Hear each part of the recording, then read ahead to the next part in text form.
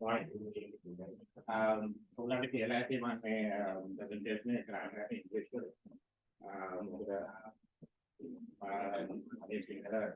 મારી එකක් කරන්න ඒක පටන් ගන්න ඉස්සෙල්ලා මම පොඩි introduction එකක් දෙන්නම් මම ගැන මම photography Oh, okay, sorry. photography එකට පොඩ්ඩක් ආවේ අවුරුදු දැන් 10කට විතර කලින් මගේ ඒ කාලේ හිටපු ගර්ල්ෆ්‍රෙන්ඩ් කැමරා එකක් කරන් දුන්නා. ඒක පළවෙනි සැරේට ටිකක් සීරියස් කැමරා එකක් මට අරගෙන ඒක හැබැයි ඒක කාලෙකින් යා ඒ කැමරා එක පොලේ දාලා මම ආතේ තරව ඉතින් ඒ තරවනේ මාගේ කැමරා එකෙන් ගත්ත ෆොටෝස් වලට කැමරා වෙන ගෑනු ළමයිගේ ෆොටෝස් වලට මම ගන්න. ඉතින් මම ඒ වෙලේ අර කැමරා එක දැන් බිමට කැරි වල දාගලා මට හිතුණා ඒ වෙලේ ඒ රිලේෂන්ෂිප් එක වැඩි මම කැමරා එකට විභාගයේ වැඩි කියලා. ඉතින් මම මේ රිලේෂන්ෂිප් එක අවස්ථාව මම කැමරා එකක් ගත්තා. ඒක මම මේ okay. Morning everyone. Thanks for coming. Thanks for inviting me. And I'm very happy and honored to be here and to talk to you all today and give you a brief history on ethnographic photography. So what is ethnography? I won't take too much time on this. Most of you all probably know what it is. The term comes from Greek, which is ethnos, which means people or nation, and grapho, which means I write. So I write about people. In the scientific description of people and culture, it's basically the study of groups of people. If anthropology is the study of humans in general, ethnography is the study of people in groups. So it may be people who are grouped by profession, it might be by sexual orientation, politics, or of course ethnicity and nationality. As a form of inquiry, ethnography relies on participant observation of people being involved, the researcher being involved with the subjects that are being researched and spending some time with the subject.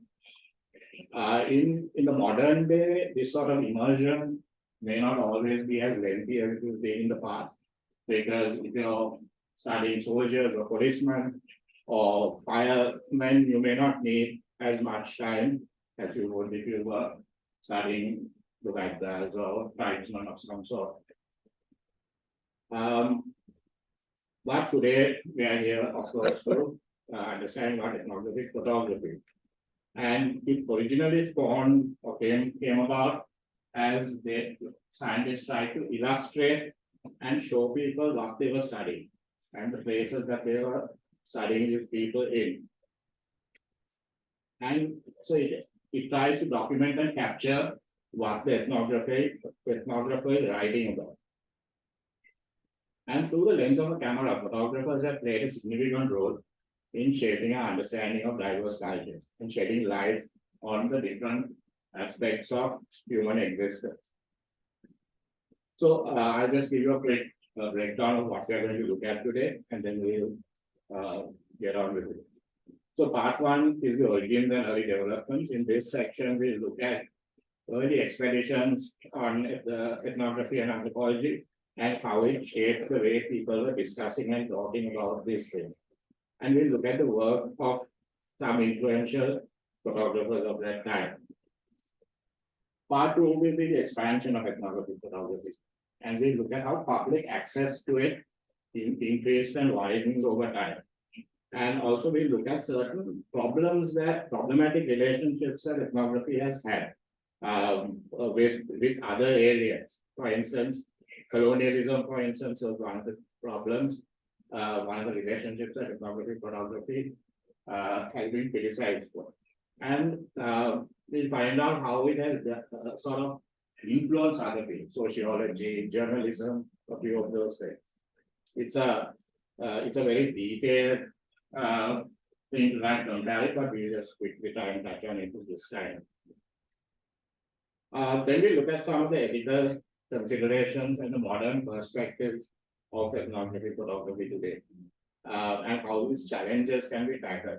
We'll also see how indigenous and minorities, what their perspective is on it, because often they are people who are being studied. And how social media, the internet technology has changed the way ethnography is approached, and the new challenges that those areas have also brought us. We'll end with impact, look at the impact of ethnography, some of the criticisms, and I have one case study that I will show you at the end. So what is it really? We already know what ethnography is. So what is ethnographic photography? Is it just them, the photographer describing what the researcher is doing? Sometimes it can be that, but ideally it should be a lot more. It aims to create a window into the subjects and their lives and their cultures that people can connect with. If not, ethnographic photography seeks to represent those subjects as well. So they are not just being talked about and not just being looked, but it's a chance for them to also show their real true self to the world that is looking at them, which may not come out in simple writing. And it tries to create a sort of empathy between people. You see that in some of the work that we see, how views that were perhaps marginalizing people could be changed by ethnographic photography. But in its worst, ethnographic photography can also stereotype people. It can add to the sort of negative views people may have of certain tribes and people, whether they are rappers or whether they are soldiers or whether they are students or whatever. So photography can do both.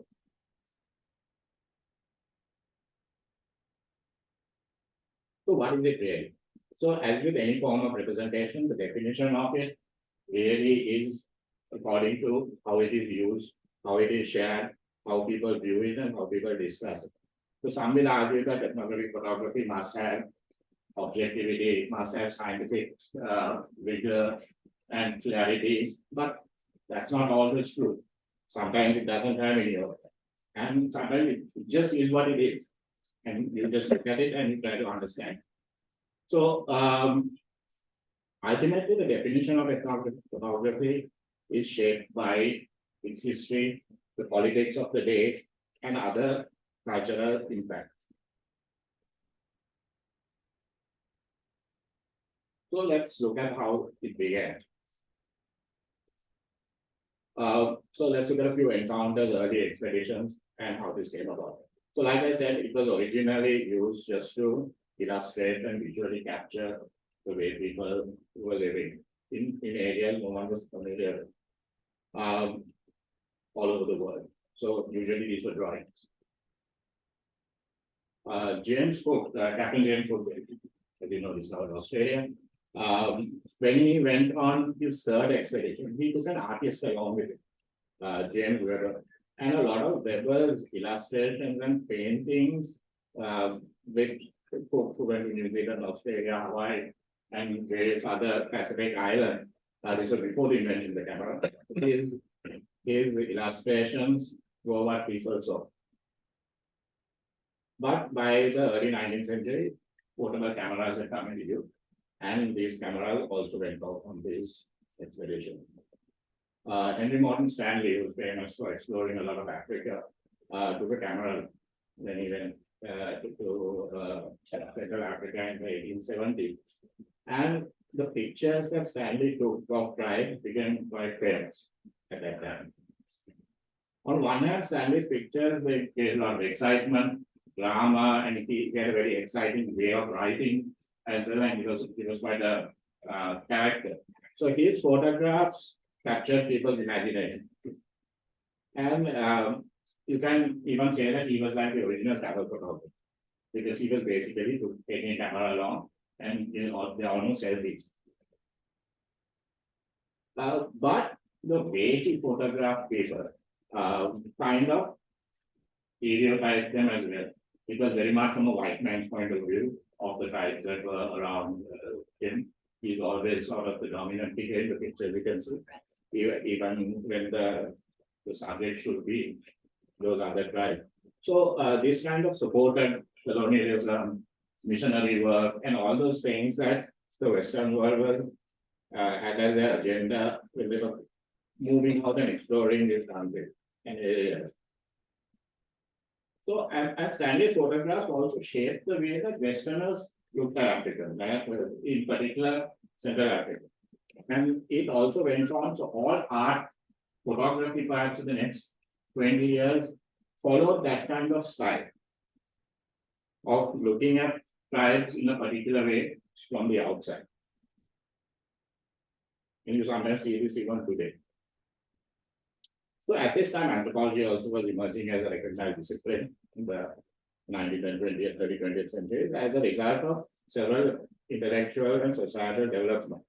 One was that Darwin's On the Origin of Species had been published in 1859, and many scholars and academics were trying to understand the origins and developments of different cultures, their social structure. And anthropology emerged out of this. Colonial expansion also was happening in the 17th and 18th centuries into Africa, Asia, and also sort of colonialism or settlement in North America. And these encounters were sparking a certain amount of, I'm not going to talk too much about the picture, you just look at them, where it's relevant, I'll then explain something, but these are basic pictures from that time. So these encounters sparked curiosity among scientists and a desire among administrators to kind of find a system to class these people so that it was easier to rule them and govern them. And this development of anthropology required a form of immersive first-hand research to try and understand and observe what was going on. So ethnography emerged alongside anthropology as a subfield. And as we've already seen, illustration, photography has always gone alongside exploration, whether it was scientific or geography, and also in anthropology and in ethnography. But it was always used mostly as a supporting tool to illustrate the findings of these expeditions. It was the photos that were used just to provide added depth and a sort of visual record. But with the overlapping fields of documentary and ethnographic photography sort of blurring into each other, photography itself began to emerge as a tool of its own, as a way of doing research, devoid of other things, devoid of the written word, but research purely through the camera lens. And in my opinion, this is really the definition of what ethnographic photography is. It's a use of visual recording as a means of research. So it's not supporting the research, but it is the means of gathering the report as well. So in this way, ethnographic photography began to be used as a tool in many fields of research, in sociology, journalism, marketing, and many more. And like I said, this is too short a lecture to be talking about it all, but we'll try and touch on it. So who were the pioneers?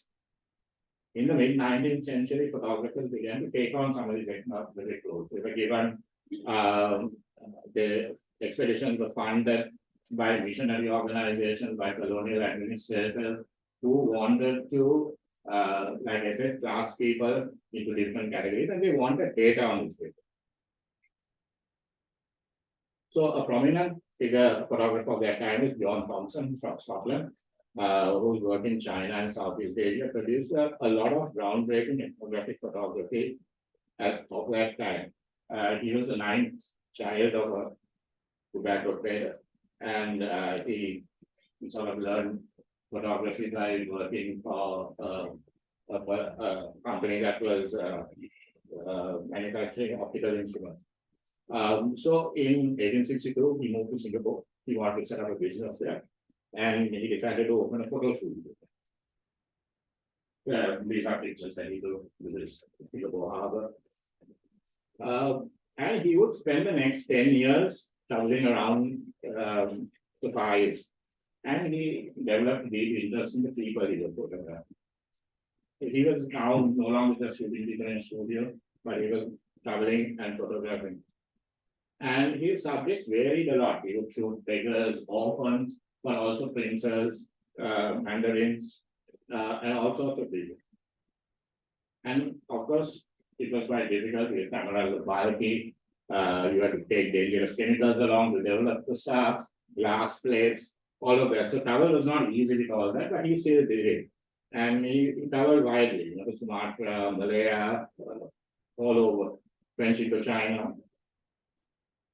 And in 1864, he came to India and Ceylon as well to cover cyclone that had happened and to photograph some of the damages of Lanka Pilaka, taken in 1864 by Thompson.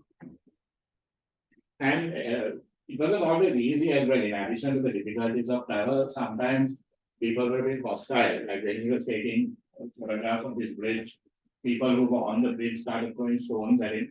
And this black line is actually a crack in the glass plate. It was stone gets covered. And so eventually, he did a lot of that travel. And what was interesting about Thompson's work was normal pose studio type photography, which was normal at that time, but began to change a bit, and he was taking pictures of people in the natural environment. Partly today would call street photography. So he was taking pictures of people unposed and candid. In 1872, he returned to Britain. Now he had a lot of experience as an ethnographic photographer, as a documentary photographer, and he spent the next year in London taking pictures of the street kids, the poor in the east part of London. And he published this in 1877 in collaboration with a somewhat radical journalist at that time called Adolph Smith. And he did this as a weekly sort of magazine. At the time, there was no real magazine, but this was a magazine of sorts. It was called the Street Life in London, and this would come out weekly. So John Thompson's photography ethnography in the Far East was pretty groundbreaking because it introduced that world to Victorian England, which had no real clue. The normal people didn't travel to those places, so they had really no idea of what those people were like. And this kind of helped them see that. And his pioneering work documenting the social conditions made him one of the earliest sort of photojournalists. Also, his collaboration with a writer and being able to publish his work in a sort of book form, which was easily accessible to many people. When I say easily, relatively easy, kind of made him stand out and sort of get the model for many ethnographic photographers who would come later. The next person we are going to look at is Edward Curtis. He's an American photographer. And his work was with the Native Americans, who were called Red Indians at that time. And his work, which is done at the last part of the 19th century, got him a commission from J.P. Morgan to extensively document all the tribes. So over the next 20 years, Curtis took more than 40,000 photos. And when you say 40,000, in the time of glass plates and dry plates and wet plates, that was quite an achievement. And of around 80 different tribes.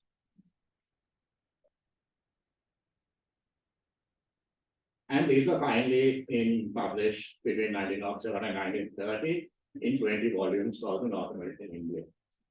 Now, one of the interesting things with Curtis is that he was taking pictures of the Native Americans at a time when they had already had heavy interaction with European settlers. So he was not photographing them as they would have been before that. But he was trying to portray them in that way. He was trying to show the Native American tribes as they might have been before European civilization. I know it's sometimes not very easy to call it that, but before they had interaction with them. And so he manipulated what he was doing. Now, this is a photograph of Alexander Upshaw, who was a Native American. And this photograph was taken by Frank Reiner, and this was taken in 1898. And this is how Upshaw lived. He was born in the Native American. He lived in a city, he wore clothes like everyone else. But Edward Curtis dressed him up in tribal costume to photograph him. So that's, he would represent what Curtis saw as how life must have been before the white man arrived. Curtis also went further than when he couldn't set up things like that, he would manipulate the photos himself.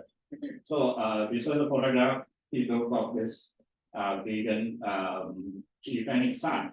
And it has all the, hunting equipment, smoking equipment, all of that there. But there's also a clock. And Curtis then removed the clock before he published the photo. It showed a sign of white civilization there, and he removed it. And this sort of manipulation appealed to the white Americans of that time, who were quite happy to see the Native American in a particular way. They had a view of it.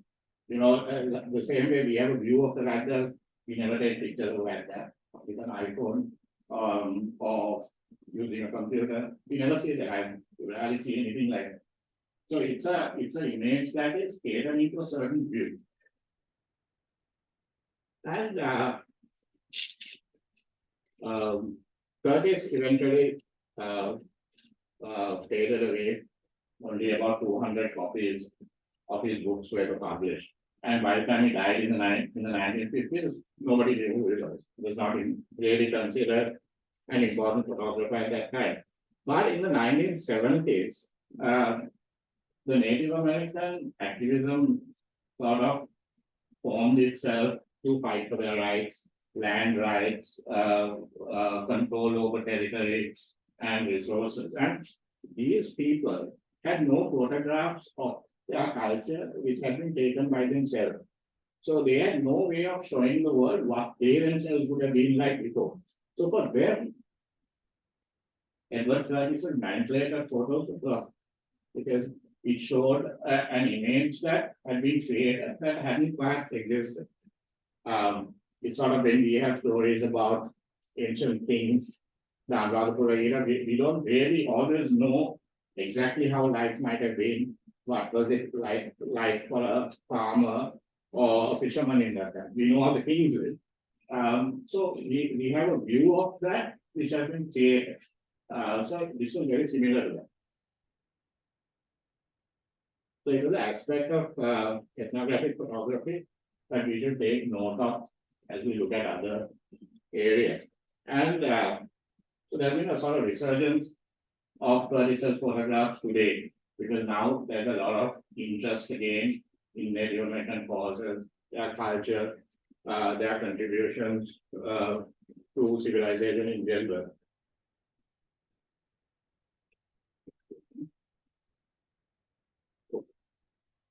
So the expansion of ethnographic photography, what happened next?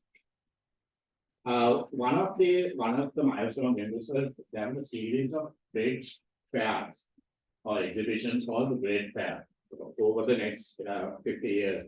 The first one was in London, and it was a sort of celebration of the colonial achievements. Maybe this huge exhibition hall called the Crystal Palace in Hyde Park for it. There's another one in France, which was how the Eiffel Tower was launched at that time, announced to the world. Chicago World Fair again set a record for having something like 750,000 people attending on one day, which was very huge at that time. The 1900 Exposition Universelle in Paris, first time showed escalators, electric lighting, stuff like that. But it was not just scientific stuff. It was also showing, not just technology, but it was also showing off some of the achievements of exploration that had happened. And these little villages and things like that were set up as well, which we sometimes see in Paris here also to show how people live there. But at the same time, these were also heavily criticized. It was a chance for photographers also to show some of the work that had been done. And for people in the mainstream living in cities in the West who hadn't traveled to those areas to see that. And for them to sort of, for the first time, engage with ethnographic photography and see some of the diverse cultures. And it sort of brought ethnographic photography and documentary photography into the mainstream. So now going a bit more forward, ethnography and colonialism.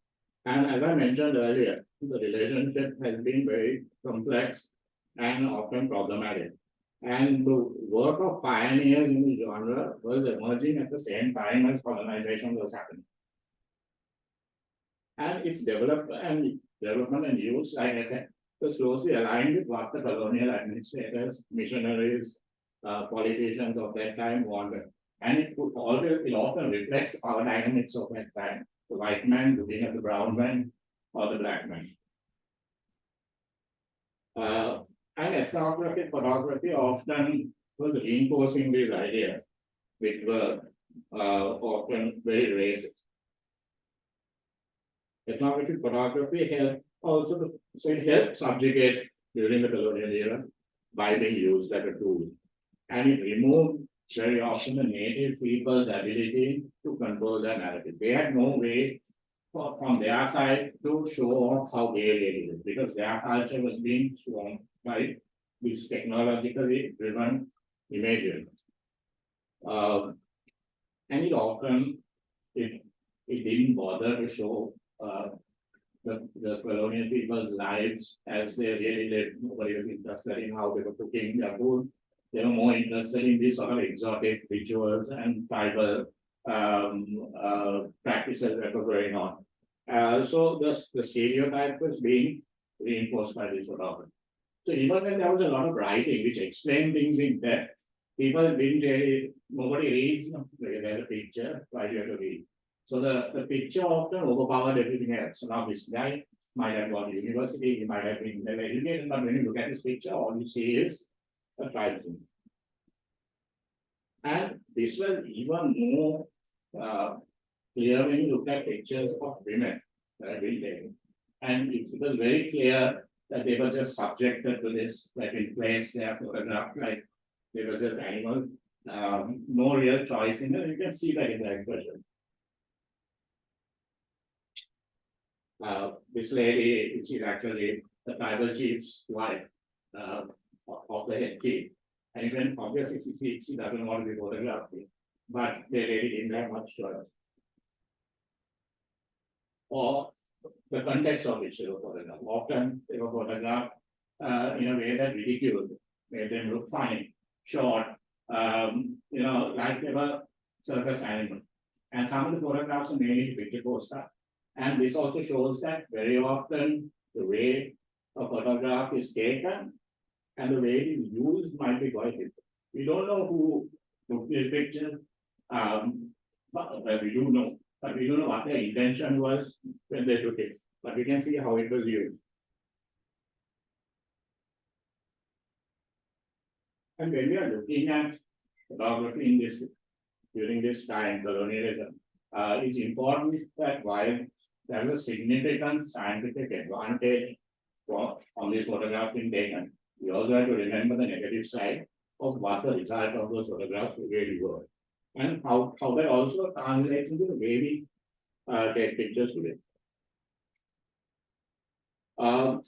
We saw, and we can see a little bit of difference when the photographs were then started to be taken by locals themselves, either local photographers or foreign photographers who were being commissioned by local people to take their pictures to the portraits of themselves. And these were often a bit different. The way people were photographed was different. There was a lot more sort of dignity, a lot more nuance into the way they were being photographed, which showed a little more about their culture, their social structure that the outsider photograph did not. And again, you could see this clearly with women. You can see such a big contrast between these photographs and the ones you saw before. Here, the women are almost like they're looking in a mirror. They are relaxed, they're smiling, or they're serious sometimes, but you know that these photos are being taken because they want these photos. And it's being taken, very often they were local photographers, but sometimes they were Europeans who were running studios, but the customer was the person in the picture. And one of these local photographers was Peter, who was a Malinese photographer during the French colonial period. And his photography culminated in Mali getting independence. So his photographs were taken in that round. And he had a studio in Bamako, which was the capital of Mali. And he did a whole lot of studio photographs of Malinese people. And again, when you look at it, you can see that no longer was that stereotype there. They were wearing often, sometimes local dress, but often they were in Western clothes. And they were being photographed in a way that showed off their personalities, their beauty, their culture. It was showing the Malinese people as the Malinese people wanted to be seen, or that as the individual people wanted to be seen rather than the outside. And so it was a first real view of individualism sort of coming out from the subject's point of view.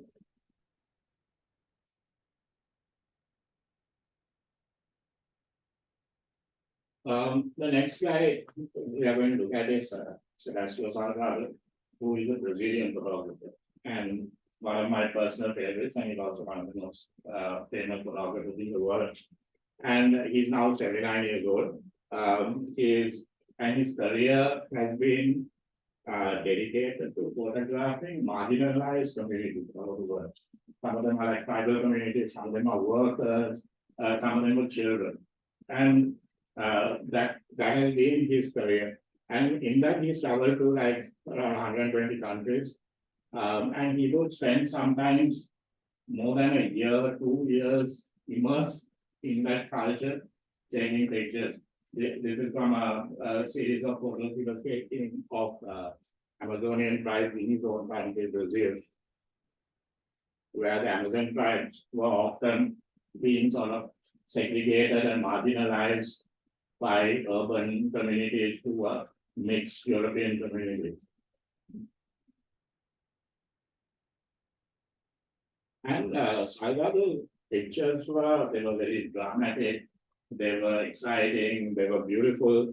The portraits were, eye-catching. It was documentary photography, but it was also very artistic. So even when he was taking pictures, this is a gold mine in Brazil, he was taking pictures of people, laboring and suffering for a livelihood. But the way he was photographing it was really art. And the people he was photographing weren't really under colonial rule, but they were still marginalized people. And the photographs he was taking was sort of showing them off in a way that they were not being viewed. So there was a lot of dignity to the people that he was photographing. They were not being sort of stereotyped. They were not being sort of put down in the photographs. And sometimes there was a little humor as well. This is coal industry workers in India. And they're obviously working hard. It's not a nice environment, none of that, but there's a little bit of humor. You can say the wife has put the baby on his head back by pulling his hat, and you can see she is laughing. So in the midst of all of this, hardship and all that, he's showing people who still have a sense of humor, who still have family values and all of those things as well in the photograph, which was not how people were viewing third world people at that time, and even today. And of course, a lot of Salvador's work went to publish eventually in books, collections of photographs, exhibitions. Workers is his most famous book, collection of work. The next photographer I'm looking at, I don't, if no one's bored, I can show photos of people for a long time. So I hope you're interested. This is Dorothea Lange, American photographer in the 1930s. She had a studio in San Francisco, and where she was working. And this was the time of the Great Depression. and about 14 million people were unemployed in America. With having lost their home, land, farms, there was drought in the Midwest, and a lot of these people were sort of migrating towards California and the west coast of America, hoping to look for jobs. And Dorothy Lang began to photograph on the streets, in the cities. Many of them were suffering without food, without shelter. These were families that were just walking, having abandoned their farm, walking for days to try and find work. And these photos that she was taking caught the attention of one of the government departments, the Farm Security Administration, which then hired her to document this somewhere. And so over the next 5 years, Lang and her husband traveled all around the southern parts of the US, photographing the hardship that was going on in the rural, poverty-stricken area. So people are living in camps, some are just in tents by the side of the road. And she was there taking this picture. And the work that she did for the FSA went a long way in sort of humanizing the plight of these people. People in the cities in New York and Boston and the East Coast of America didn't quite understand the plight of what was happening. People were in poverty, but this brought it home and showed people this is what's happening. And of course, it was colorblind, whatever the ethnicity of the people, there was suffering going on. And Lang's this photograph, which was called Migrant Mother, taken in 1936, is probably the most famous and seen documentary photograph from the United States. And it's believed to be the most copied image of all time, the most reproduced photograph in the history of photography. And Lang, just before she passed away in 1960, she spoke about it. And she described how she had taken the picture. And I'll just read through that. And she said, I saw and approached the hungry and desperate mother, as if drawn by a magnet. I do not remember how I explained my presence or my camera to her, but I do remember she asked me no question. I made 5 exposures working closer and closer in the same direction. I did not ask her name or her history. She told me her age, that she was 32. She said that they had been living on frozen vegetables from the surrounding field and birds that the children had killed. He had just sold the tires from a car to buy food. They actually sat in the lean-to tent with the children, huddled around her, and seemed to know that my pictures might help her. And so she helped me. There was a sort of equality about it. And Lang's photographs went a long way towards these people also eventually getting some sort of help from the state. In 1941, Lang was about to start a Guggenheim Fellowship, but World War II broke out. Japan attacked Pearl Harbor, and America came to the war. And just to give you a bit of background, there were a lot of Japanese immigrants in America, and the US state decided at that time that these people, because they were from Japan, and America was at war with Japan, that these people were a threat. And so they were all rounded up from their jobs, from their schools, and put in these camps. And Dorothy Lang was hired by the War Relocation Authority to photograph. So she went and she took this is a picture of Japanese American primary school children, taking the Pledge of Allegiance in the US every morning in schools. The flag is raised and they do this kind of thing. So these children are taking the Japanese children taking the Pledge of Allegiance to America, and then a few hours later they were taken away and put in a camp. And her photographs captured the injustice of it.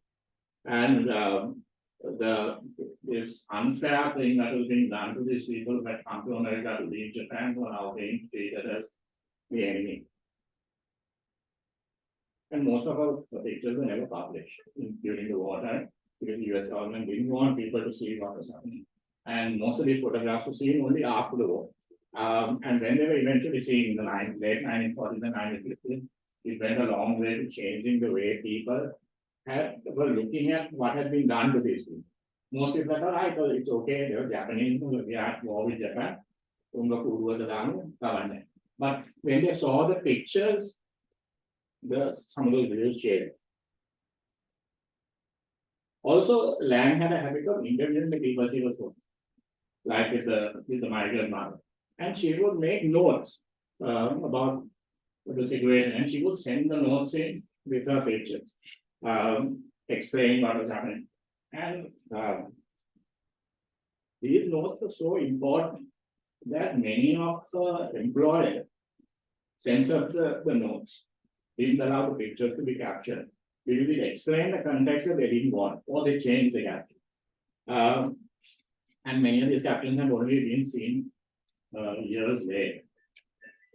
This note, which she has written explaining this, ends at the bottom with her asking her boss, please, Mr. Can you give me a typewriter? So both Salgado and Lang, though they were working and representing the people, they were not from those communities. Unlike Keita, who had been Malinese, photographic Malinese. But they were still, because of their ability to engage and empathize with these people, they were able to represent them and show their lives in a way that most outsiders would have not been able to do. And that's something important to remember as we look at some of the other developments. Okay, small detour, just to talk a little bit about technology and how the development of photography at that time sort of added to what was going on in ethnographic photography. In 1888, the Eastman Company produced the Kodak camera. It was the first film camera that could be carried around. Before that, everybody had these big glass plates that they put in the camera. So this was the first one that had film in it, and it could be carried. And the photographer didn't have to learn how to develop film. You could send it in to the studio and they would develop it for you. So these were the big cumbersome cameras that professionals were using. But the portable cameras were much more popular with everyone. They were sort of like the iPhones of that time. They were small and you could take them everywhere. Even a child could operate it. And they were very popular with photojournalists because it could be carried around. A few years later, in 1900, they built one that was made out of cardboard, and it cost only $1 to buy with a roll of film and the later models, of course, are made of aluminium and stuff like that and hardier. But this was something, it was a camera for everybody. And on 15th April 1912, 17-year-old Bernice Farmer photographed the survivors of the Titanic as they were being rescued. She was on the SS Carpathia, she was a passenger, and she took photographs of the people from the Titanic being rescued, the survivors. And again, just to show you that this sort of snapshot photography was now possible because of this sort of a camera. And of course, we were developing, getting better, more lenses were available, more complex versions of the camera now came out. So all over the world now, cameras are becoming more accessible. And the quality of photography increased. Now people could take candid pictures, action pictures, pictures on the street that you didn't have to pose people to take. So for ethnographic photographers, they gave a chance to show more insight into the natural lives of the people that were being studied. But there was still problems. I mean, camera film is very fragile. If it gets wet, it's ruined. If it's too hot, it melts. So there was a problem. This is Robert Capa, who was a war photographer. And he landed with the American troops on Omaha Beach on D-Day 1944. And he was carrying two cameras, two contact cameras with 250mm lenses. And rolls of film. And he was on the beach for just a few hours. And he claimed that he shot 106 frames before packing up and going back to London to have them published. But only 11 photographs survived. And there are only 11 photographs of those 106 photos that Kappa took on D-Day. Now some say that water had got into the cameras. Others say that the young guy was developing it in the lab, used too much heat and screwed it up. We're not sure what happened. But it just shows us that film was very fragile. And for photographers who were on, ethnographic photographers on far-off expedition, it would be weeks before they could come back, hand in their film, look at the pictures. They had no way of knowing what to photograph. That one on the end, it's a National Geographic photographer. He's using seawater. Actually, they have to try and develop his film in the field. But for most, there was no such chance. And this was the reality all the way into the 21st century when the first digital camera came out in the 1970s. That's a digital camera. It's recording on a cassette. Yeah. And most of the famous photographs you have seen of the 20th century and even into the 21st century are all shot on film. These are not shot in digital, they're all shot on film. Because film photography had a quality that the digital camera still had not reached. But of course, that has changed in the last in the 10 to 20 years of the 21st century. And now in every aspect, digital photography has overtaken film. Film just doesn't exist as a professional tool anymore, it's just for fun. And with digital cameras, obviously, a photographer can see what he's shooting immediately. He can edit it as he goes along. If he has an internet connection, he can send it to his editor or the magazine or the researcher immediately. So control over what they were photographing was now possible. Whereas before, editors, lab technicians had a lot more control over photography and over ethnographic photography than the photographers themselves. Now we all have a phone with a camera. We can take a picture anytime we want.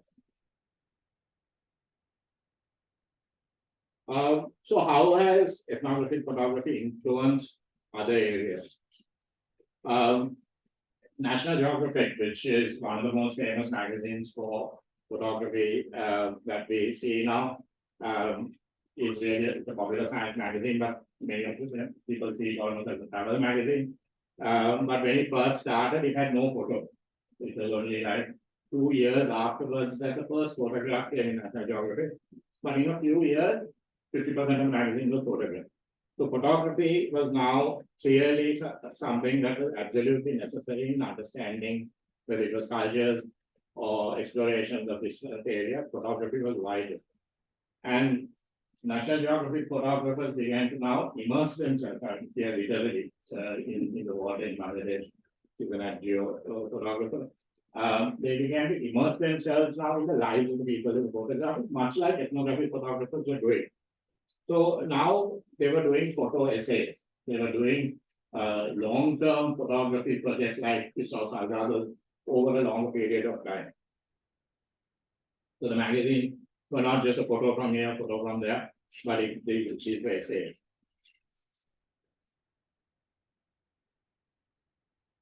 And news journalists also were using this the famous Bing page in Vietnam, in the Vietnam War. Page also did a book on Sri Lanka in the 1990s, not on the war, but on Buddhism and meditation and stuff. This is him in Vietnam. This is Kathleen Leroy, American photojournalist. She was 21 years old when she arrived in Vietnam in 1967. This photo, she's about to parachute into training with the 173rd Airborne. And she was so small that they had to put extra weight on her so that she wouldn't get blown away during the jump. But they were immersing themselves, living with the troops and soldiers so that they could show a different angle and an insight into their life, which was being influenced by ethnography. British photographer Tim Hetherington and Sebastian Younger, who was a writer, they collaborated to do a project in Afghanistan. And they spent a year living with a US Army unit in Afghanistan. And in Hetherington's photographs were really raw stuff, because stuff that he was just shooting and sending. And it showed people an aspect of the life. This was, remember, this is post 9/11.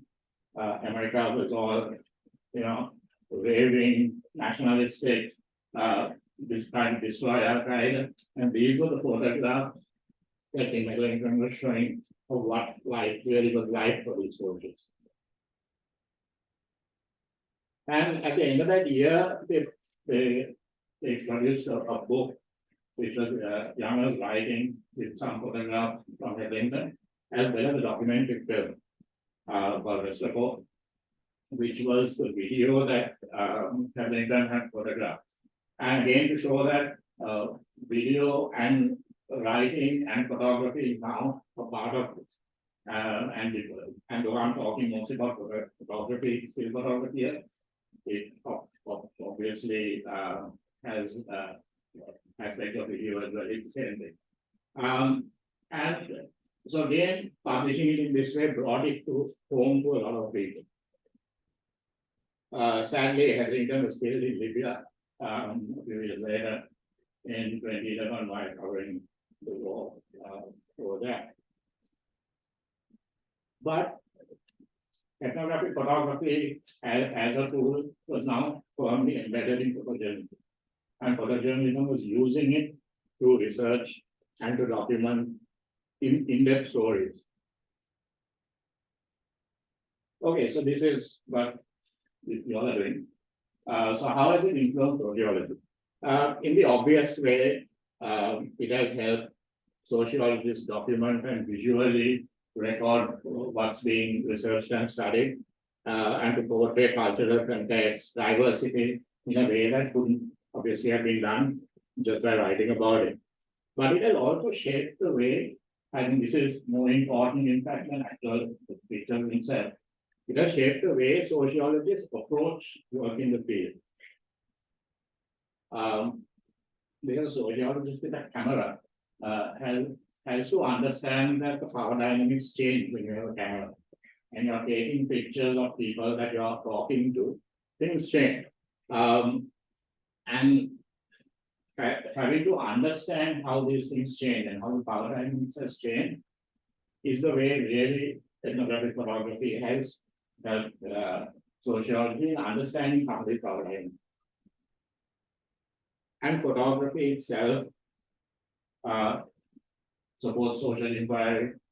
Photographs, just looking at a photograph, seeing a particular thing, can bring out certain aspects and make people question certain things as to why these things exist, which for sociology is a strong point. This is Vekanda in Slave Island, Vekanda housing scheme I shot a few years ago.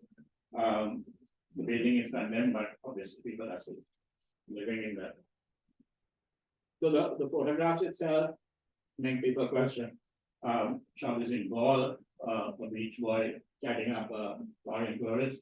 Again, looking at the picture itself makes people question and ask, why is this happening? What are the reasons for it? What's going on? What do we want to understand about it? So the photographs themselves are asking the question. A trans woman in Ghana, a recovering drug addict mother in Slave Island, or I shot over the last few years. And the important thing here is that there have been sociologists have been able to collaborate with photographers and package a lot of the research and study into publications that can be more easily accessed. And creating things with the data you do is also an important thing in having accessible. Okay. Advertising and marketing, this is my background. I've been advertising for about over 25 years.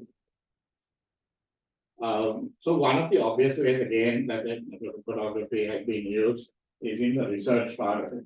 And advertisers and marketers are always trying to research the consumer, trying to find out why they do things in certain ways.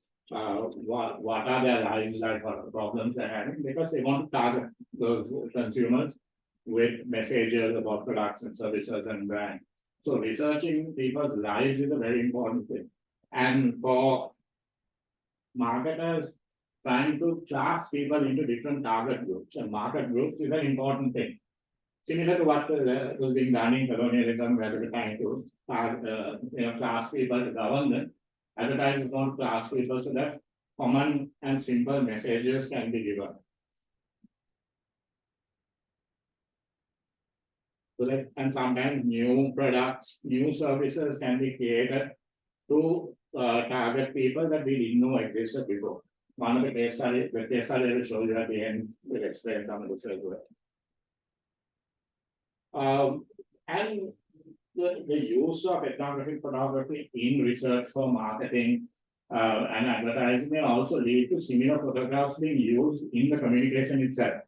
And this is, you often see this when it is a social issue, gun control, poverty, child abuse, those kind of advertisements you often see this sort of ethnographic photography, but it also comes in other ways, like through fashion brands, tourism, political messages, all that sort of thing.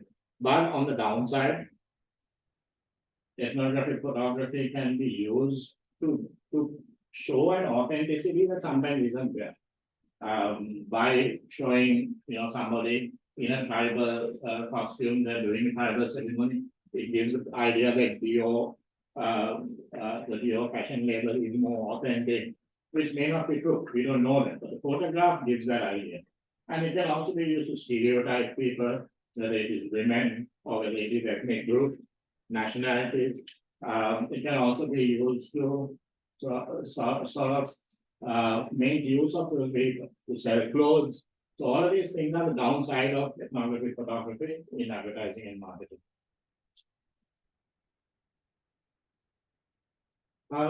So let's just look quickly again through what are the ethical considerations and the modern perspectives of this. For us to, there are many ethical dilemmas. Some of those have been touched on now as we went forward. One of the important things is getting consent and getting permission to use image.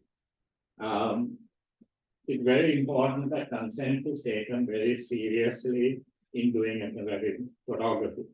And how the subject, the people who are being photographed, how are they informed? Is it worthwhile telling somebody, when I take a picture, it's going to go on the internet? If that person has no real understanding of what the internet is, or what Facebook is, or how many millions of people will see his or her picture on Facebook. So many things have to be explained. This is that same picture I showed you, same individual, the drug addict, recovering drug addict. So when we took their pictures, they signed a form which gave us permission to use their photographs in reports and communication, which we told them would also appear on the internet.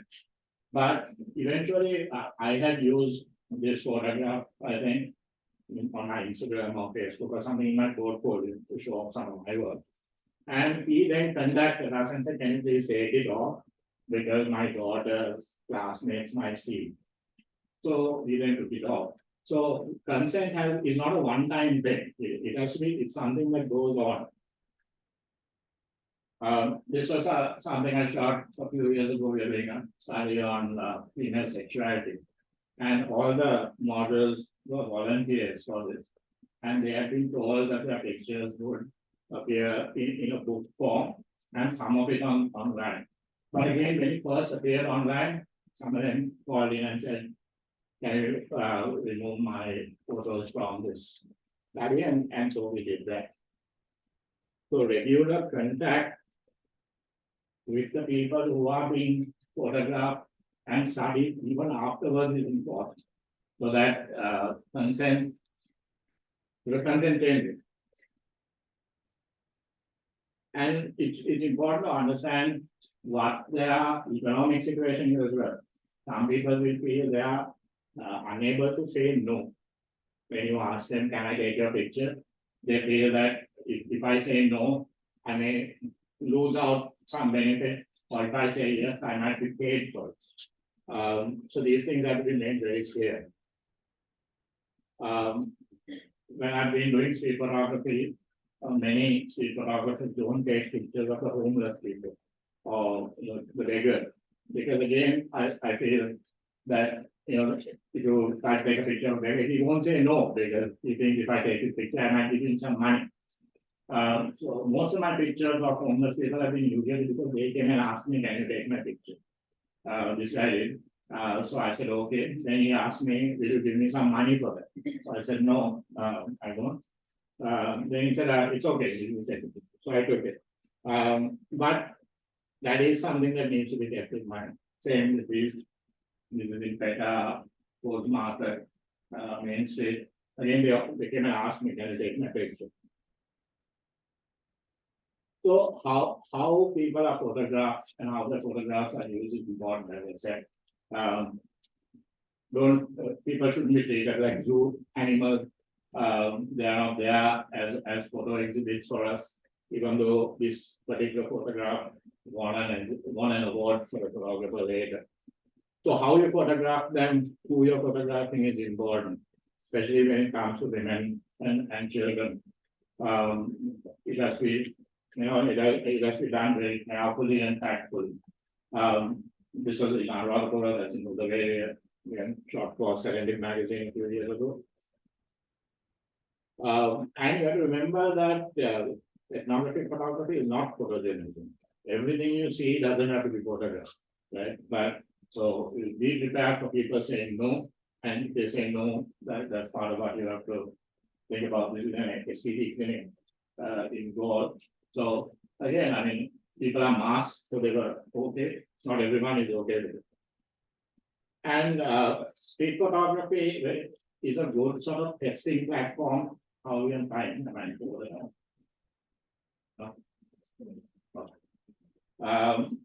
it's a good test bed for this, because you notice many things that you can then use in ethnographic photography. People are quite happy and comfortable if you going and shooting them where they work. This is in Maharadama, in that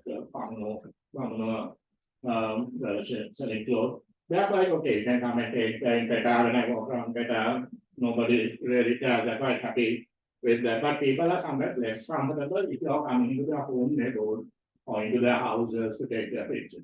Because there things are, it's a bit different. It's a private area. So you have to be against your view of how you do it is different. You can have particular flats, some shops are doing for a study of how people interact with the internet. Finally, there the daughter has Down syndrome. So again, photographing them, how we show them, has to be done with a lot of sensitivity. So authenticity and representation, like I said earlier, you have to keep the context of what these people's lives are like when you photograph them, that you're not making use of them for an agenda that they may not perhaps agree with.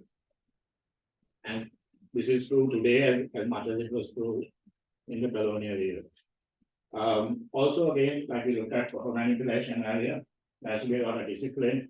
It's very tempting if you can't get the photo that you need to make the photo that you need. This was done by a photographer in the Midwest. He was doing a story on families and memory. And the father and son had told, the father had told a story about how when he was a child, he had been in this hotel room. And there were no photos of them. So the photographer recreated it. He took a picture of the father with his son and put them into that. And this is obviously you have a legal case about it and all that, which is well known. But, and it was a very obvious one, but if you didn't see this picture and you saw that, he might have got away with it. And in photojournalism, this is quite obvious, but the same tips can be taken in ethnography. This was done in Denmark, and this was shot during COVID, during pandemic. And it's a way of demonstrating how the same situation can be photographed from different angles and different ways to be two different stories. So this was the time that we were, told social distancing, planted out in the park. So this same situation was photographed like this and like this. And here it looks like everybody's crowded together. But when you look at it from a different angle, because here, same thing here, people standing in a queue. It looks like Okumla, but when it's taken from the other side, you can take a lot of social distance. So how you take a photo can give many different aspects to it. You have to be disciplined. And again, and how photographs are taken in one way may be used in another way. So you have to be very careful. You have to be responsible towards the people you're photographing. Again, just to show you an idea of an incident from photojournalism, that's the most obvious. There had been a stabbing in London where someone was stabbed. And while they were helping this guy, there was one walking past and photo was taken.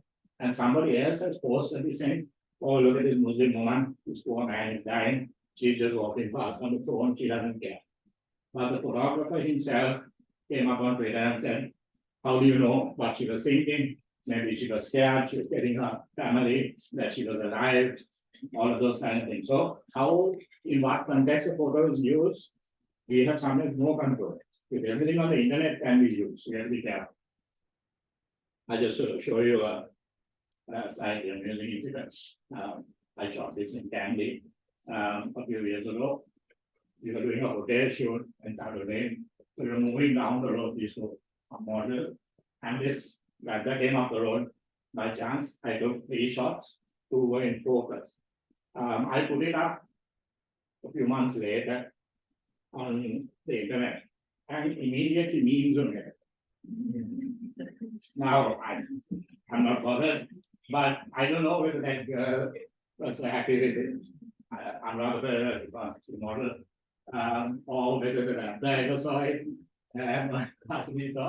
But you have to remember that whatever your cause for taking pictures, which might be very reasonable, very good, they can be used in many different ways. So how pictures are, why pictures are taken just doesn't matter to the people on the internet. So when you're doing research and you're doing ethnographic photography support, and to, as part of your research, you have to be careful how these things are used. With very private photographs can be published in a completely different way. And you need a plan to deal with that.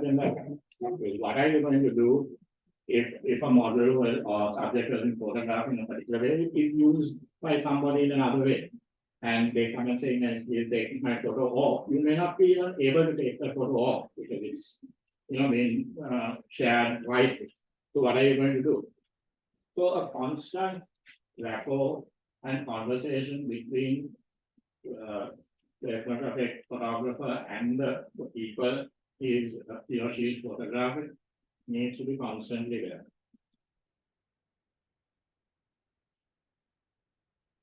So what is the indigenous and minority perspective in this? As we have seen, I won't go back too much into what we've seen on colonialism, but what we have to understand is that many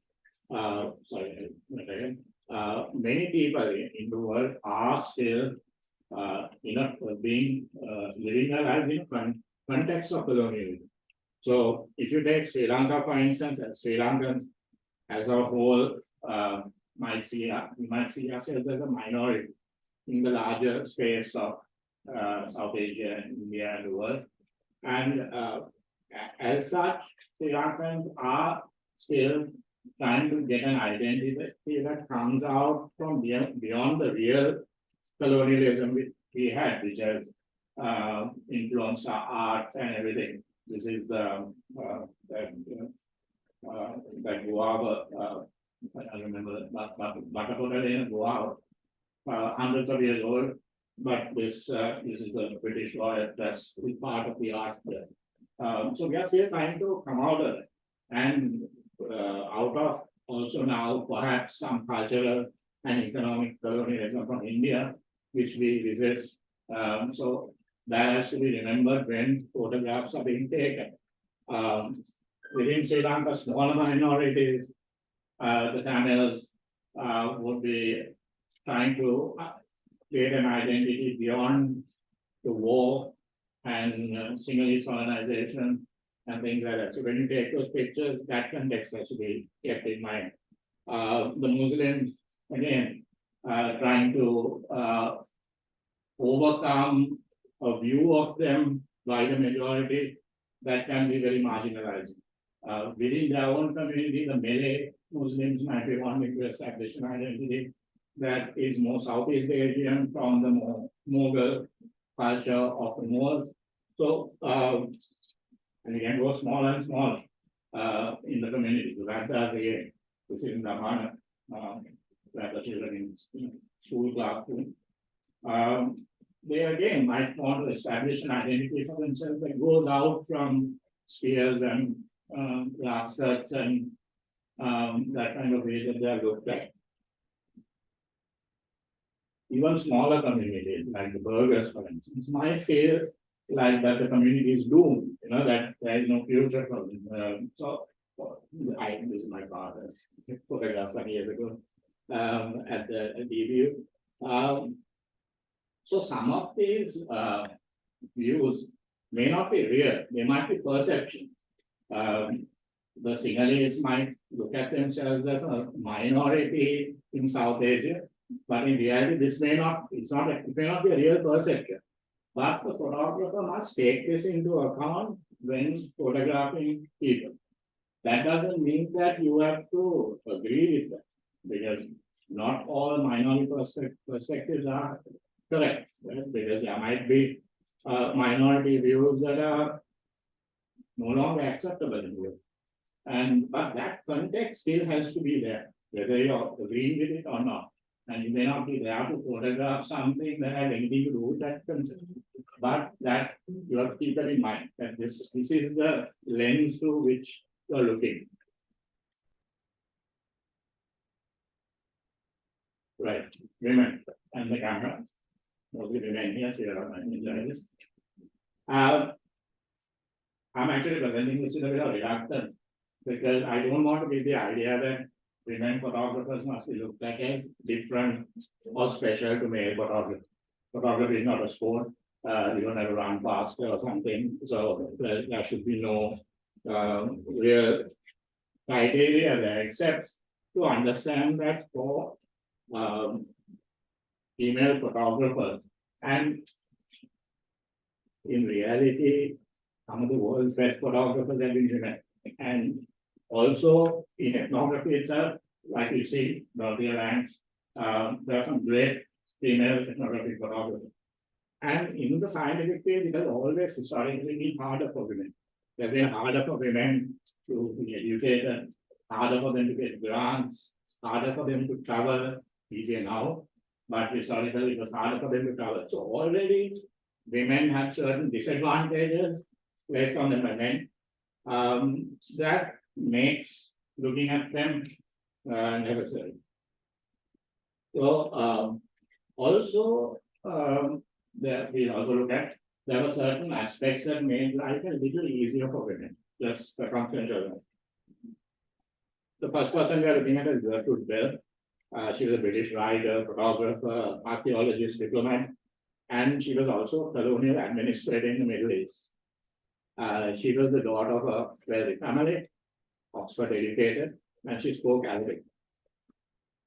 And as part of her job, she traveled a lot in the Middle East. She worked with the famous T. Lawrence of Arabia, traveled widely, even though travel was difficult for women.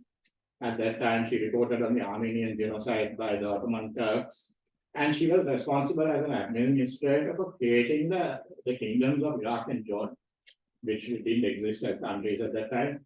The British colonial administration created these kingdoms and put kings in there. And she went on to be an advisor to Faisal, the first king of Iraq. She set up the country's first national library, was appointed the head of antiquities for the king. So incredibly talented and remarkable woman in her own right, even without the ethnographic part of this. But she did a lot of photography as she traveled through these areas. And photograph some of the situations, many of the situations showed women as they lived in those areas. This is in Israel, in Jerusalem, Bedouin tribes in North Africa. So she was, as a woman, also able to photograph women in cultures where perhaps men may not have been allowed to. We don't know, there's not a lot of information on that, but it's possible. But she also did work that is comparable, obviously, to male photography, like she was taking pictures of archaeological sites, cities, towns, ruins, all of those things. And there was no, there was nothing there to say that because she was a woman, she had an advantage. There was, she may have had many disadvantages. And so she was able to capture a lot of these things of that era during her travels. The next person I will is Margaret Mead. Was strictly not an ethnographic photographer. She was an anthropologist, communicator in modern and American and Western culture. But she used photography a lot in her studies. She is seen as kind of controversial because many of the things that she studied in and researched in the Pacific went on to influence the sexual revolution in America in the 1960s, because she had her view was that sexual conventions that people had in the West in the 1940s and 50s should be broadened and liberalized, and that came out of research that she did in Samoa, which was where she went. She was born in 1901. She had a master's from Colombo University, and she went to Samoa in 1925. And the studies she did there came out as a publication like this one, Coming of Age in Samoa in 1928, which described the lives of Samoan women and girls. And it included an analysis of how children were raised, how female children were raised, male children were raised, sex relations, dance development, many things like that. And she explicitly was trying to contrast how life was for female teenagers in Samoa versus how it was in America, which she saw as being constrained.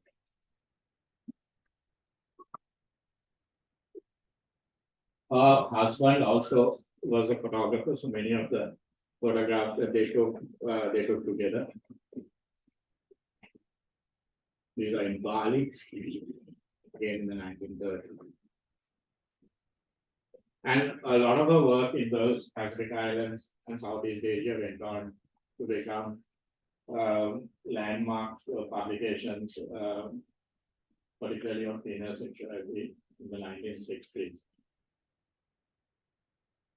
This is Cristina Garcia Rodero, who's a Spanish photographer, a member of Magnum Photo, one of the photo agencies now.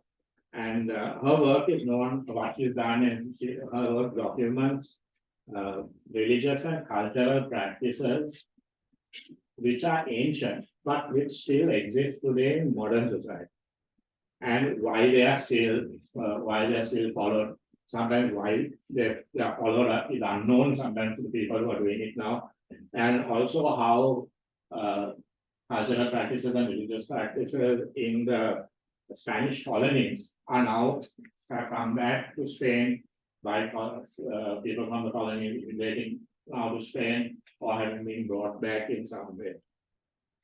She's also traveled to India and South America, to Africa, to Haiti. So many of our pictures are quite striking stuff of practices that still exist today, voodoo, and a lot of other things like that as well. These are in Haiti. Okay, so let me just skip forward then. So there are other female photographers who we can look at, which I will skip through. I think maybe the PDF will be made available later. So these are again pictures by female photographers in Africa. So I'll just skip through.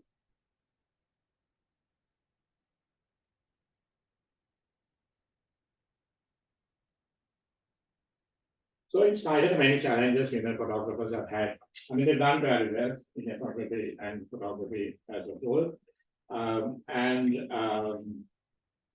Many of these issues, while they have been overcome, still for women today will exist. But hopefully, you will be able to.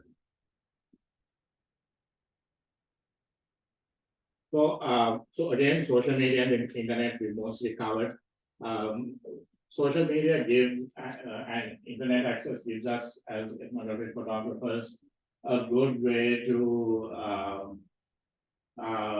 share things, to collaborate, to put our work online so that there's more access to it. And it also gives the people who we are photographing and researching also control over what's happening, and they are able to access and note how their own images are being used. But of course, like we said, with a lot of access, there's big issue with security and safety, and those things have to be kept in mind.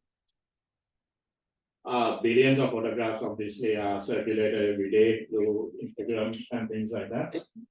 And it's harder, therefore, for ethnographic photographers and photographers to do work that is going to stand out, because now you've got all these photographs online. So the pressure to make your work visually more impactful is also there, in addition to the other issues. Technology also has brought things like AI into it. This is something I did earlier this year. It's not a photograph. It's an AI created with Midjourney, and basically my brief to Midjourney was to create photographs of what it would have looked like for the Portuguese during the occupation of the Colombo port, and to do the pictures as if David Blacker had taken it with Kodak Tri-X film. And these are the pictures that Midjourney created. So obviously there are no cameras in the 16th century, so no one's going to think this is an actual photo. But it could very easily have been done for a period when there were cameras and passed off as genuine. And this is happening. I mean, photographers are being caught putting in AI images in exhibitions. Photojournalists are often accused of doing stuff like this. And even when it is not true, still it casts doubt. So you have to be quite clear and transparent in what you're doing. Okay, so a quick look at the travel and street photography aspect of this. Travel and street photography, for me now, street photography is sort of a hobby. So travel photography was my job for a while. This is not amazing better. So both travel and street photography are trying to show an area, an aspect, an environment to people who may be completely unfamiliar or familiar, but in a slightly different way that shows a different story. With better understanding, and to show places and events that people may not be familiar with or show it in different ways. And while ethnographic photography usually has a subject that you're going there to research, it's not always true with street and travel photography. You just take the picture to create the experience, and it might also, the photographer might be more interested in showing it in an artistic way than really learning something. Ethnographic photography isn't always beautiful pictures, though sometimes they are. Whereas street and travel photography like this is trying to also entertain the viewer. But what's really important with this is that the fact that when you work with people, like in this picture, you're working in an unscripted situation. So you've got to be very careful and also disciplined in how you photograph people. And that is where the similarity between street photography, travel photography, and ethnographic photography is. Because again, those aspects of privacy and all of that come into it. Both ethnographic photography and both travel and street photography, however, can become ethnographic if it's done in a particular way. If someone is repeat, like I've done a lot of photography in Peta, and over the years, and it is possible now to do something ethnographic with those photographs, like this. And it's also true with travel.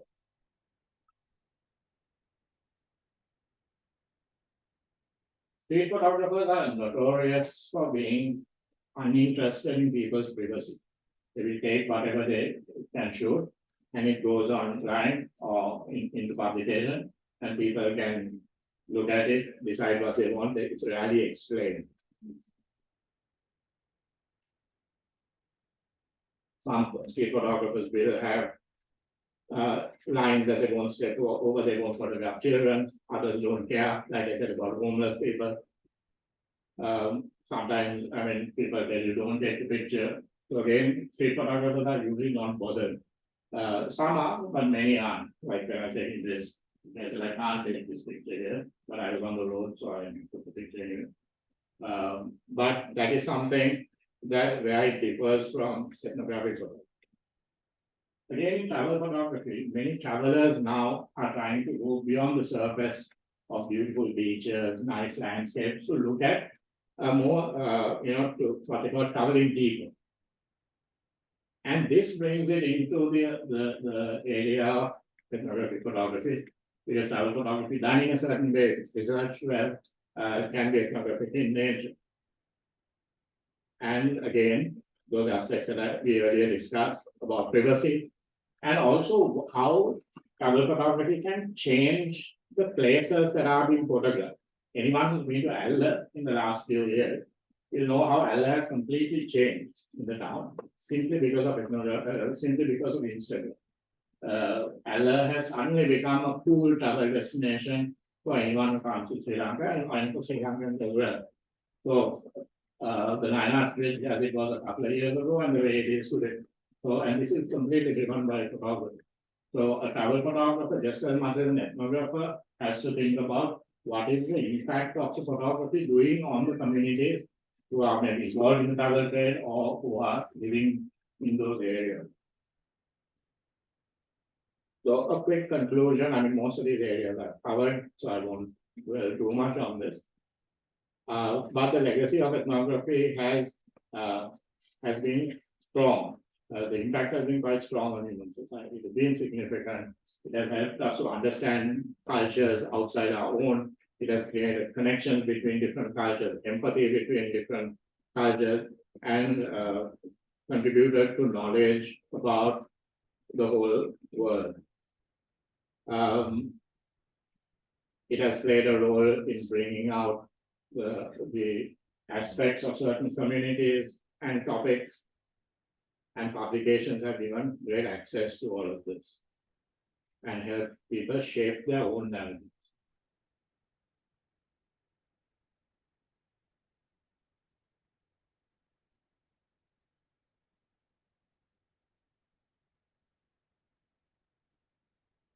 And of course, like I said, it has forced us to think about things like consent and permission and security and the ethics of taking people's pictures. And it has influenced various disciplines, like you said, anthropology, photojournalism, all of it has been influenced. And we've also looked at what is the downside of it. We mostly covered that again in the criticisms of colonialism, of the homeless, and the ethics of misusing pictures or representing people in a way that it was never planned to. Even Margaret Mead is still criticized for, though she was celebrated at that time, she's also still criticized, even 50 years after that, there are people who criticize her, and that same criticism is also leveled at others, that ethnographic photography can not have enough context. People can say, okay, you're just taking a picture. That's how it was maybe at that time. 5 minutes later, bus went past, you didn't take that picture. So there is no context in this and it is therefore worthless. So that is some of the criticism, and those things have to be kept in mind. Again, a lot of the legacies of colonialism, of the power dynamics that people had at that time, white versus black and brown, still exist. Some people think exists today, and that outsiders coming into a community have more control over the story that's being told than that community. So those things have to be kept in mind. This is a photograph by Steve McCurry in Garigama And this is also one of those pictures that represents the issue about context. For many outsiders looking at this, it looks like a photo that represents how fishing is done in the area. But right now, there are no fishermen who are catching fish like this. The only guys on those stakes are there when you want to take a photo. You pay them, they get on the stakes, and take the picture. So now, is this representative of fishing in the southern Sri Lanka? It's not, we know that. But for many it is. And this can be seen in many places in the world. There is this method of cormorant fishing in China, where they use these cormorant birds to dive and catch fish. Fisherman has the bird on a leash, dives in and catches the fish. And that's like hundreds of years old. But again, nobody does that now except as a photography thing. So again, is it representative of how fishing is done in that part of China? It's not. But now, in 100 years, people might look at this and think, this is how Sri Lanka was in 1995, but it's not. So that's the end of, I'm going to stop the presentation there. I just want to tell you, I'm going to quickly go into the case study after that. Just want to tell you that if you're interested in ethnographic photography and you want to try your hand at it, street and travel photography is a good way to do it. Because like I said, it gives you a sort of entry-level experience with it. Many of the problems you'll see, many of the techniques are similar. And in Sri Lanka, it's very easy. I mean, all you need is a phone and a bus ticket, and go to Peta, and go anywhere you like, and you can get out of photographer or street photographer. All you need to do is that. So it's very accessible. In 10 minutes, you can be in Peta, taking pictures right now. So it's a good way to test out how you want to do things. Do you want to open a question before I do the case study, or should I just quickly do that as well? Okay.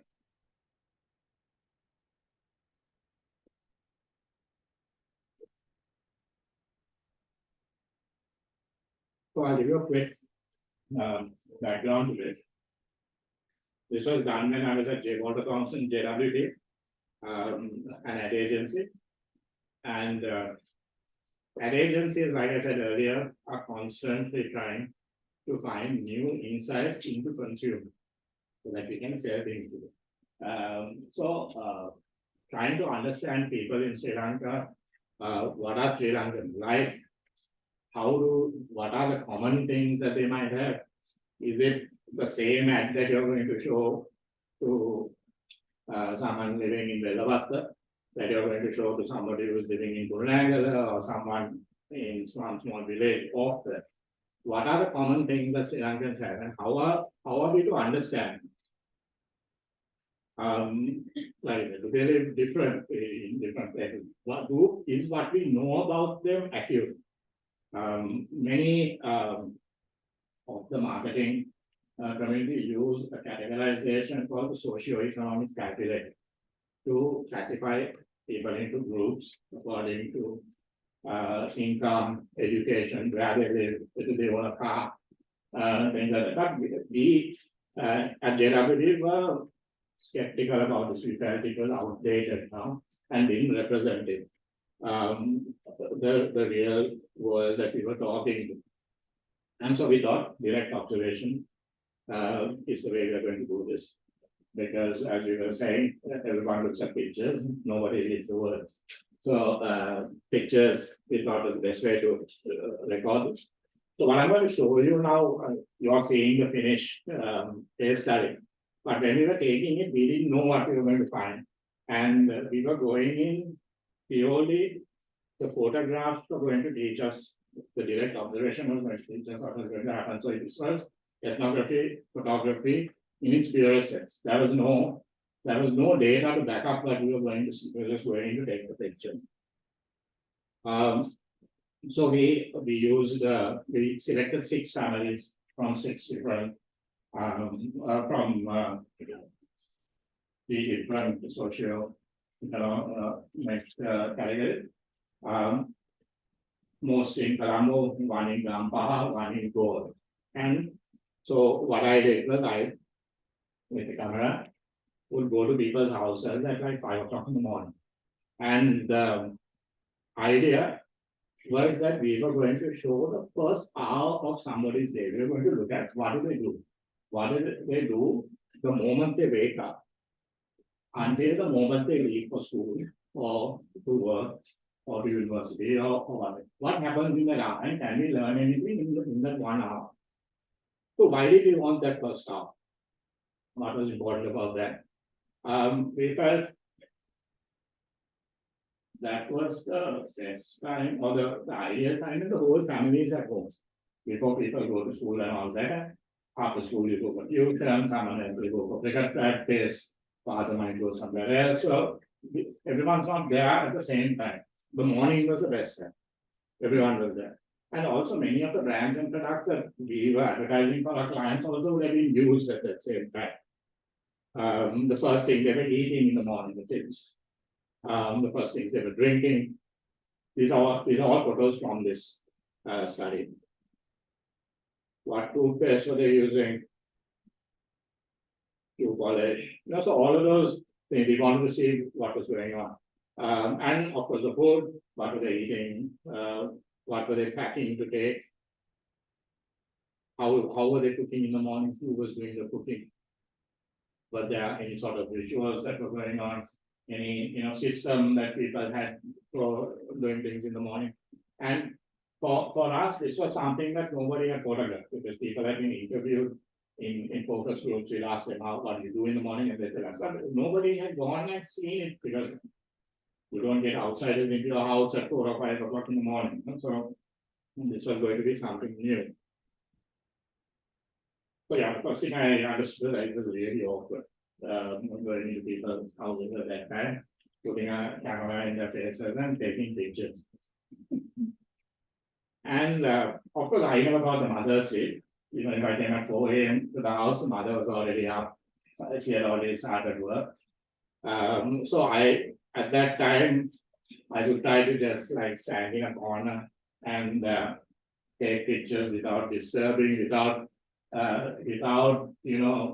being obviously she was there, but like without trying to intrude into this area that at this time was only her. She was the only person there.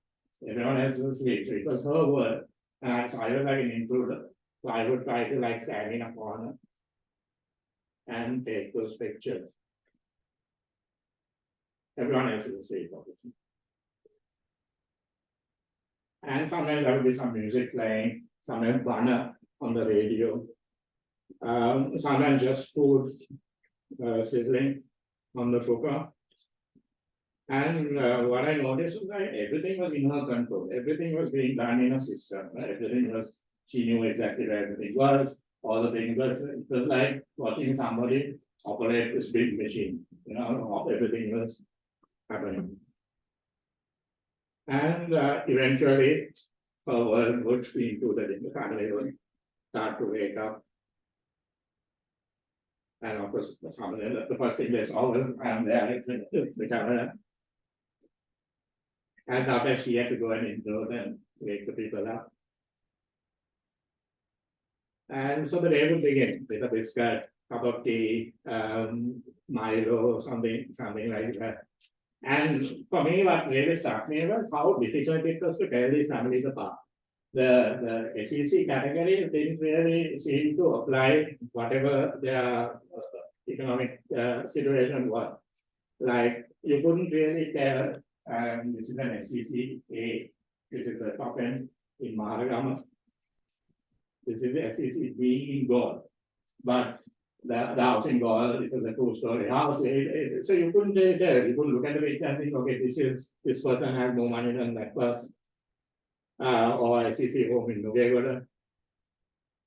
Or an SEC B in Bakaramula, where here both parents were graduates and government clerks.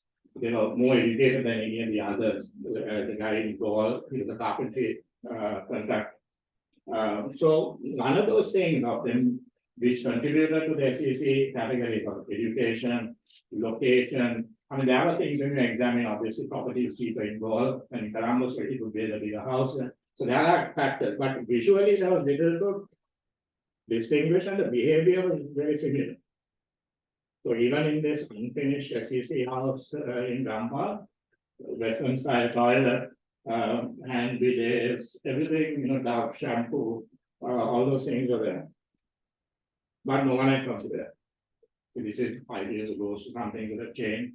Nobody had only one family had a flat screen TV, there was no computer. Transport again, both SEC A home and B home had a bike. The other ones had a trishaw, one house had a car. And they all had morning rituals, systems and things that were done. And religion seemed to be one of the rituals in the morning. Other rituals are a bit more complicated. And there were also other interesting things like this fully tiled marble kitchen with the carpentry contracted goal. But all the food was being cooked outside in the on the Dala River in a shed at the back because they prefer the taste and things like that. So the kitchen was nice, pristine and clean. All the soup and smoke was at the back. No servants. Sometimes mother-in-law or grandmother would be helping. And I was also surprised at how much the fathers were involved. Ironing clothes. This house, ironing board is ironing the daughter's school dress on the floor. So the fathers are very involved, getting them ready, ironing, polishing shoes, checking homework, and sometimes the kitchen. And the kitchen was like the center of everything. Everything happened around the kitchen. And of course, the mother in command. And breakfast varied, macaroni in SCCA house, vade in SCCC house, but also there were like odd things, Chinese rolls. One thing that wasn't there was no bread. Nobody was eating any bread. No prima, no nothing like that. It was all seemed to be rice. And what the lunches that were taken to office, all the school was all dictated by what the children were allowed to take to school in their boxes. So whatever the children were taking, the father had to eat that also. So in every kitchen, every cooker, it was rice and curry, fried rice, occasionally that macaroni. And in all the homes, like everyone was busy, but like nobody was really stressed out or anything like that. No chaos. And especially the children had no stress at all. And even the parents were fairly chilled out. And sometimes there's a bit of time also for some fun while one child is waiting for the school van, the other one is getting it more swing type.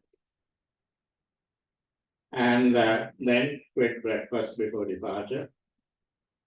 Sometimes mom is doing the feeding, sometimes dad. And sometimes boys decide they are too big now to be fed, so they eat on their own. And at every home, departure ritual also very similar.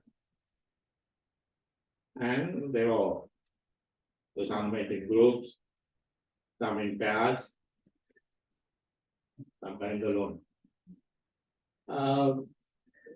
So SEC what? I mean, could we tell? I mean, I described some of it to you, but I think many of yours I have to ask when I showed it to my boss and to many people after that. It was difficult to tell.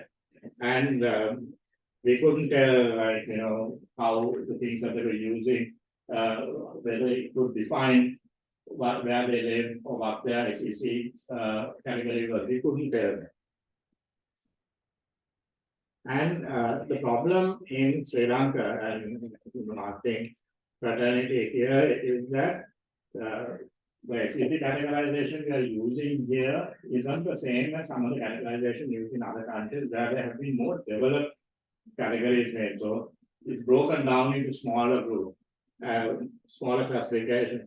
And some marketing, some companies like Unilever GSK, etc., use a different classification, which they do, but the advertising agencies don't use that. So there is no common thing. Banks use another one. So, and with a large rural population that is every year getting more urbanized, and that urbanized, that new emerging middle class is the most important category for advertisers today. That's the category that everyone is targeting. They are the people who want to learn English, who want to move to bigger houses. They are driving consumer purchases is mostly from that category. But we don't have a way of understanding it. And for us, the biggest the biggest understanding from this ethnographic study was that we don't understand, and that we don't know enough about this, and that we need a new way of understanding this paper. And this was eventually, it was made into small book form, which was used by JWT to prospective clients to show clients what our agencies understanding and insight into consumer works. So it was a way for us to showcase our work and get new business. And eventually this led to another study that we did, which I won't go into now, but it was a way of categorizing Sri Lankan consumers according to their digital footprint and their engagement with the internet. Because as we see the internet being the prime of digital virtual world being the prime way of reaching people. Creating a categorization, a classification of people according to that engagement was an important thing. So we went on to do that, and that was a new study. So it's important when you're doing this kind of research also. I showed you some of the books and documentaries made to create things, because being able to have something tangible that you can show as part of your research is important, whether it's in a university thing where you're trying to impress your lecturer, or whether it's for a client. This was done for HSBC a few years ago. They were interested in us studying whether Sri Lankan millennials were similar to the millennials in the West, who we know a lot about. You always hear this is what millennials are like, but is that true for Sri Lankan millennials? So that was the study we did. That was less ethnographic photography led. The photography in that was more to do with supporting the interviews. So that's right. If you want to see more of my pictures, follow some of this work, just look for some of the morning light. I'm on everything: Twitter, Instagram, Facebook, WordPress. Just look for that, you'll find. So that's it. Yes.